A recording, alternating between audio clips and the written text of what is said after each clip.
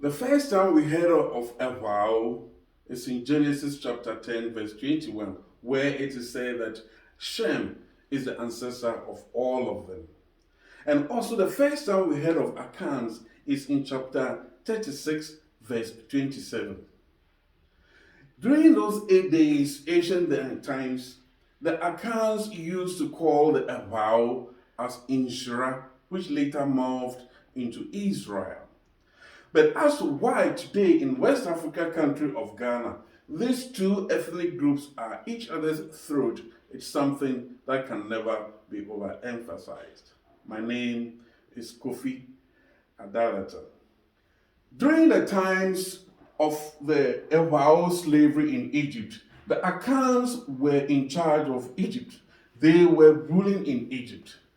And during the time that Moses came to take the vow from Egypt onto the land that has been promised to them, the encounter that happened between these two ethnic groups created enemies amongst them. And thereafter, the vow was given a name, Ewudifo. But this word Ewudifo, in actual fact, is not the right word. The word is Yehudi, which is the right name for Judah, which later morphed into Judaism. Now, Ewudifo, according to Akans, it means wicked people because of the encounter that it had with Moses and the Red Sea. Fast forward. During the reverse Exodus, where the Akans and the Awa, who are the Israelites, now find themselves in a country called Ghana in West Africa. In the colonial times, the Akans were developing and building their empire by selling gold nuggets to the colonialists.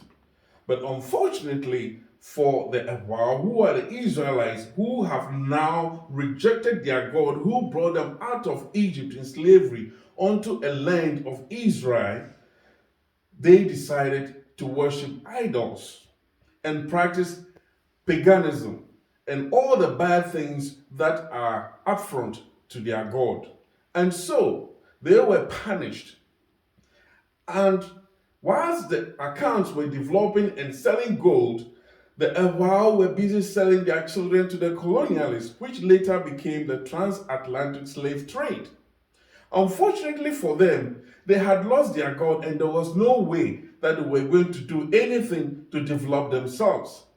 But accounts were doing very well in this field of economy, of politics, of everything to do with building the Ashanti kingdom or the Akans, I should say. Now, today in Ghana, when you go to Ghana, you can see churches mushrooming everywhere in Ghana. And these churches are what? By the Akans. The Akans have adopted the God of the Israelites and they are doing very well economically.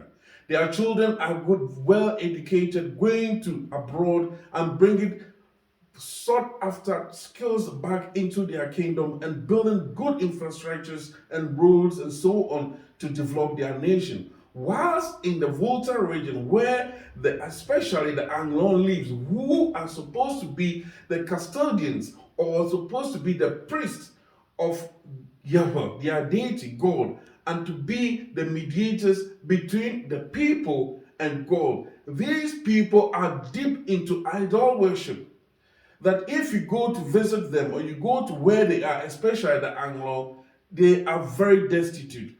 All their youth are running away from their land and going into the Akan land for jobs and to get education. There is no hope for these people who were brought out of the land of Egypt into Israel and now find themselves, unfortunately, in Ghana. The only way, though, is for them to go back to look for their God. And it is written in 2 Chronicles chapter 7:14 that they should repent so that their God will restore their land and restore them to whom they were. This is to the Anglo for them to know who they are. But for in case they don't know who they are, I have this book for them. Banya, which is the history of the Inshra or the Abao. Get this book by Malvi and know that you can do better than what you are doing now. To the youth of Anglo, get Banya and know your history. You can if you have knowledge. I thank you.